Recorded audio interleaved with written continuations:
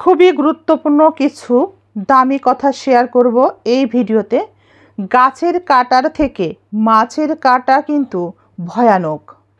ঠিক তেমনি আমাদের জীবনে দূরের মানুষের থেকে কাছের কিছু মানুষ এবং তাদের হিংসা, তাদের বদনজর আমাদের জন্যে ভয়ানক। এই কাছের মানুষের বদনজর এবং তাদের হিংসার কারণে তারা একটা দাম্পত্য জীবনের সুখ সহ্য করতে পারে না, নিতে পারে না, তারা জ্বলতে থাকে।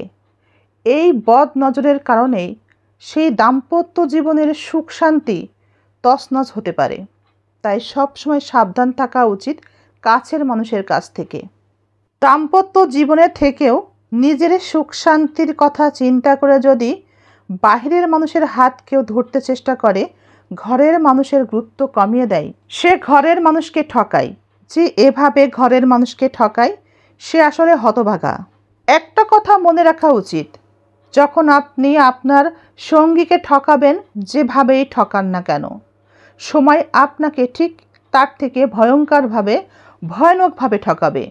যে মানুষটি সম্পর্কে থেকেও একে অপরকে ঠকায়, সেই মানুষটি আসলে জানে না সম্পর্কে থাকা দুজন মানুষের মঙ্গল যদি চাই, সেটা দুজনেই চাইতে হয়। সম্পর্কে থাকা দুজন মানুষের মঙ্গল বাহিরের কোনো মানুষ চাইতে পারে না।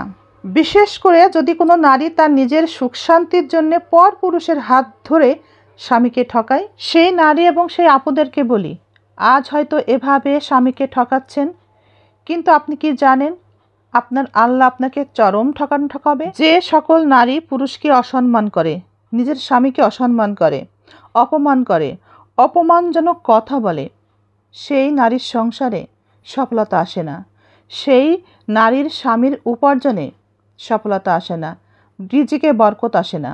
কিন্তু তবু পুরুষ ভাইদেরকে, বন্ধুদেরকে মনে রাখতে হবে, কলমের কালি না থাকলে যেমন সেই কলম মূল্যহীন, সেই কলমের কোনো দাম থাকে না, তার জায়গা হয় ডাস্টবিনে, ঠিক তেমনই একজন পুরুষের পকেটে টাকা না থাকলে নারীর ভালোবাসা পাওয়া যায় না।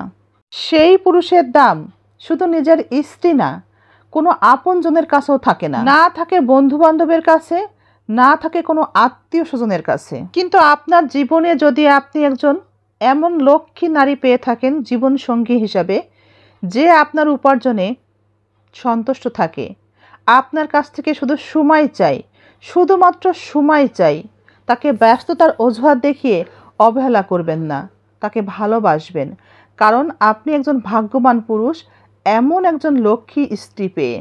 শোনেন, একটা কথা বলি, স্বামী স্ত্রী কখনো তর্ক বিতর্ক করবেন না, এবং স্বামী স্ত্রীর এই তর্ক বিতর্ক যেন ঘরের বাহিরে না যায়।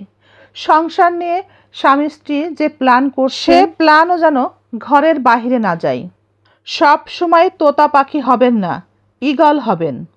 সংসার জীবনে স্বামী স্ত্রীর জীবনযাত্রায় কখনো তোতা পাখি হবেন না, ঈগল হবেন। তোতা পাখি অনেক কথা বলে, কিন্তু উপরে উঠতে পারে না এবং উপরে উড়তেও পারে না, কিন্তু ঈগল নীরব থেকেই আকাশ ছুঁতে পারে।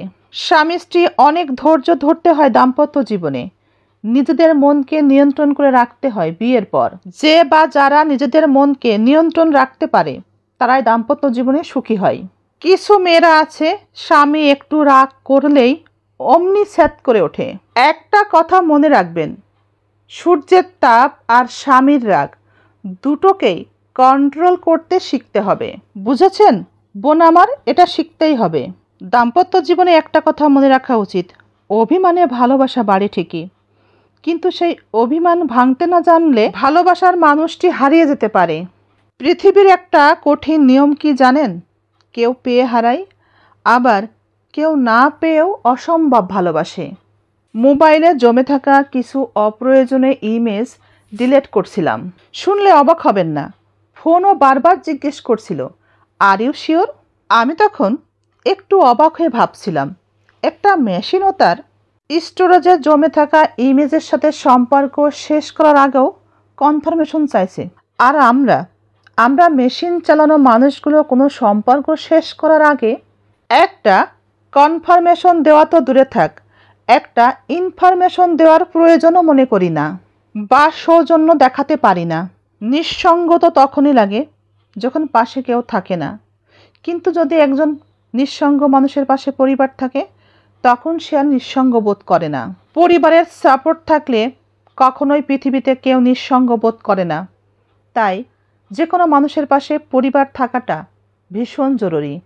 সব শেষে বলবো, মা নয়, যে ব্যক্তির দায়িত্ব তাকে ঘুম থেকে তুলতে সাহায্য করে, তার দায়িত্ব তাকে ঘুমাতে দেয় না, ঘুম থেকে উঠতে তাকে বাধ্য করে, তখন বুঝে নিতে হবে ওই ব্যক্তি তার পরিবারের দায়িত্ব নেওয়ার যোগ্য হয়ে গিয়েছে।